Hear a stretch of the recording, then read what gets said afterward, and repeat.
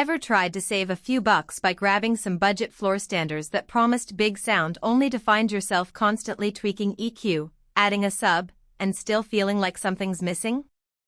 I've seen that disappointment a lot, especially when the cheap options look great on paper but end up sounding thin in a real living room. That's why I wanted to dig into something that sits a little higher on the price ladder but still markets itself as a smart buy for the everyday listener. Link is in the description if you want to check the product details on Amazon. The Polk Audio Reserve 600 pair in that crisp white finish is positioned as a step up from entry-level speakers without demanding a high-end receiver. Right off the bat, the biggest question I keep hearing from people is, will these actually fill a medium-sized room, or am I just paying for a pretty cabinet? To answer that, I set them up the way most of us would on speaker stands, a few feet away from a wall, fed by a modest 200-watt AVR that I already own. I ran a handful of the movies, albums, and gaming sessions that I usually enjoy, and I paid close attention to how the sound behaved when the volume moved from background to turn it up a notch.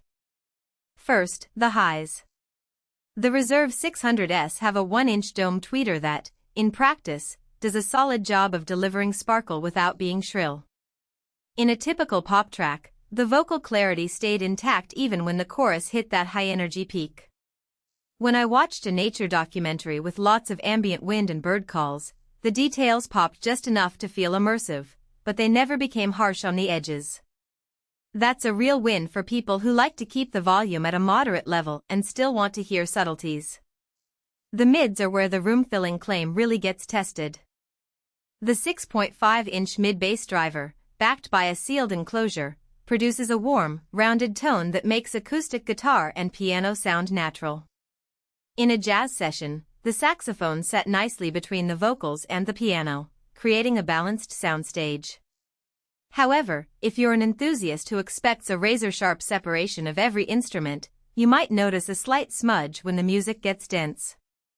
In a practical sense, this means the speakers are great for everyday listening movies, TV shows, and mixed-genre playlists, but they're not going to satisfy someone chasing audiophile-grade precision on a massive soundtrack. Bass response is another point where many floor standers either shine or fall short. The Reserve 600S have a respectable low end for their size, but because they're sealed and not ported, the deepest thumps like an explosion in an action film feel more controlled than booming. When I cranked up a bass-heavy electronic track, the bottom end was present, but I could still feel the need for a subwoofer if I wanted that room-shaking impact. For most households that don't have a dedicated sub, these speakers handle everyday bass needs just fine. They won't leave you with a muddy boom feel, and they integrate well with a modest sub if you decide to add one later. One practical advantage that isn't often highlighted in marketing copy is the placement flexibility. The white cabinets blend nicely with light-colored furniture, and their relatively narrow footprint means they can sit on standard speaker stands without crowding a living room layout. I also appreciated the magnetic grille system. Swapping it for a more aggressive grille or leaving it off entirely is hassle-free. This is a small detail, but it makes a difference when you're trying to match aesthetics without sacrificing sound. Now, let's talk about what you might regret.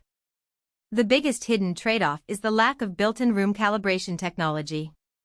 Many higher-end speakers come with a microphone and software that automatically adjusts the response based on your room's acoustics. The Reserve 600S rely on the listener to do that manually, which can be a bit of a learning curve if you're not familiar with EQ settings. In my setup, a simple bass cut at around 30 Hz helped tame a minor boom that appeared when I placed the speakers close to the wall. If you're comfortable fiddling with your receiver's tone controls, you'll likely be fine. Otherwise, expect a short period of trial and error. Another consideration is power handling. These speakers are rated for 125 watts RMS, which is more than enough for most AVR's output, but they'll start to compress if you push them well beyond that with a high-powered amp. In a testing scenario where I turned the volume up to near maximum on a 300-watt amp, the highs began to lose definition, and the mids started to sound a bit tight. So, if you plan on pairing them with a very powerful amplifier and love to blast your system, you might want to reconsider or at least be mindful of the gain structure. So, who should buy the Polk Audio Reserve 600 pair? If you're a homeowner or renter who wants a speaker that looks good in a bright living room, offers clear vocals, and delivers a well-rounded sound for movies, TV, and everyday music, these are a solid choice. They're especially appealing to